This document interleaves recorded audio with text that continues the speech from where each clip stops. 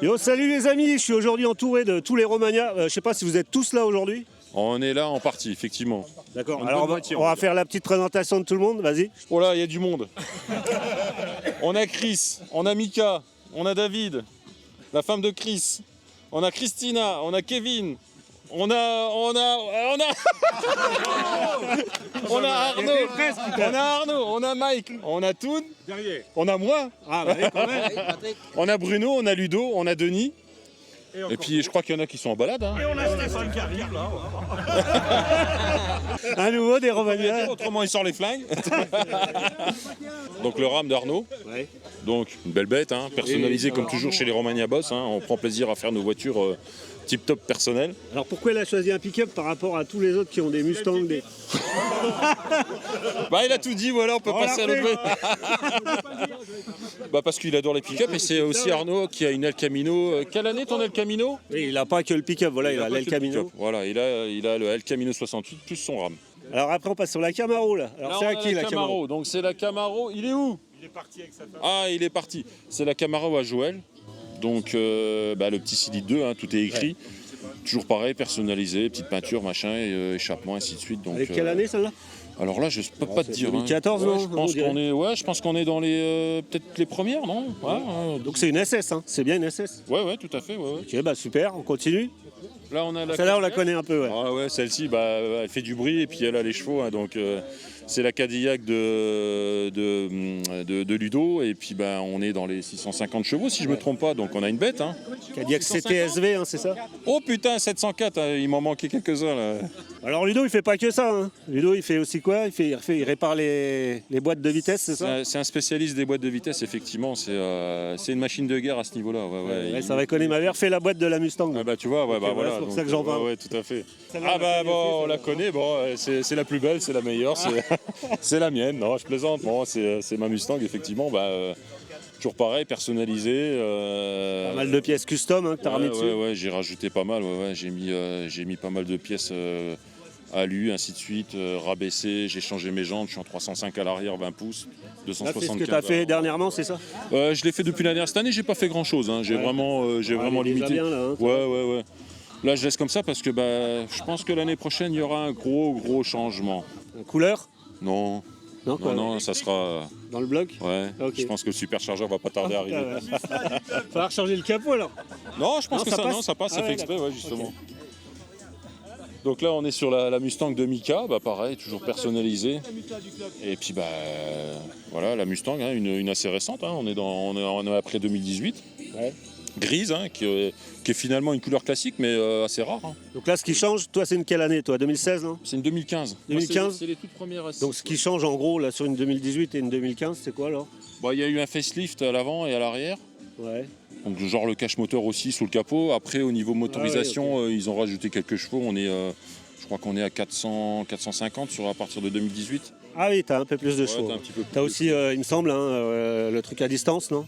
Ouais, effectivement, tu as le démarrage à distance. Ouais, c'est un peu en gros ce qui est. C'est vrai que je l'ai pas, ça, effectivement. Ouais. Je l'ai pas. Ça, ils vendent des kits. Et puis dedans, à partir de 2018, tu as le Virtua Compteur. Donc un cockpit, quoi. Ouais. Voilà. Ouais, d'accord. Virtua Cockpit, pardon. Ouais. Ça, c'est alors attends, parce qu'on a deux oranges. Ah oui, ça, c'est celle de Pat. Ouais, donc pareil, personnalisé, capot GT500, mais par contre avec la face avant d'une GT350. Ouais. Donc toujours la petite touche personnelle. Comme chacun le veut et comme chacun lui plaît, finalement, tu vois. Le orange, c'est quand même beau sur une Star. L'orange, ça leur va bien, ça leur va bien.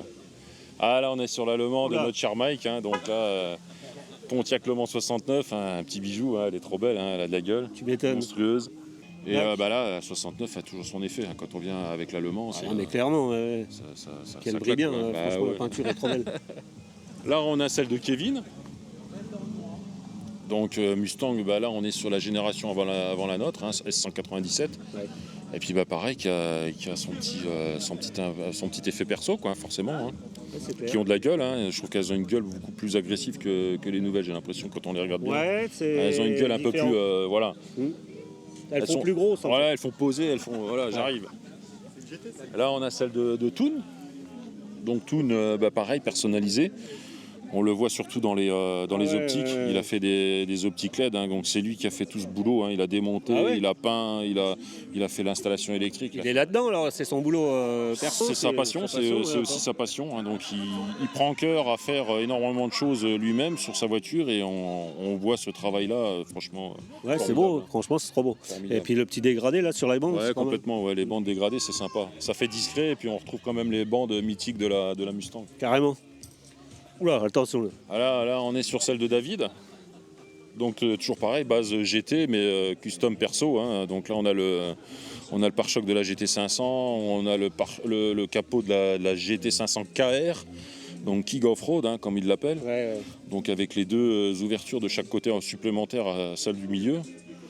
Et puis une gueule monstrueuse. Hein. Des lames partout. Hein, ouais, les lames, ça c'est basique GT500. Là, on est sur la base aussi des lames de la GT500. Ouais, d'accord. Et puis le bec arrière GT500. Et puis les petites touches perso sur le toit noir, ainsi de suite. Vraiment sympa ça. Ouais, elle est vraiment belle, hein, elle a des gueules aussi. Ouais. Ah, là, on a notre GT de Miss Betty. Donc, fièrement notre nana du club qui roule en Mustang et qui adore sa Mustang. Elle voulait absolument une jaune. Hein. Je ne sais pas si elle était assise là-haut. Ouais, c'est ça. Elle adore la couleur jaune sur les Mustangs. Et puis, pareil, elle a customisé. Elle a mis ses petites bandes là qui viennent un peu en pointe. Donc, ça lui donne un petit look vraiment unique et puis qui est vraiment belle, quoi. Ouais, de toute façon, des couleurs comme ça hein, sur des Mustangs, voilà, ça le fait direct. Ça le fait. Elle a acheté la Mustang parce qu'elle était rentrée dans celle du Christophe. Ouais, exact. En fait, elle avait vu même l'interview qu'on avait fait avec Christophe, la petite vidéo de présentation. Et du coup, c'est là. Ouais, exact.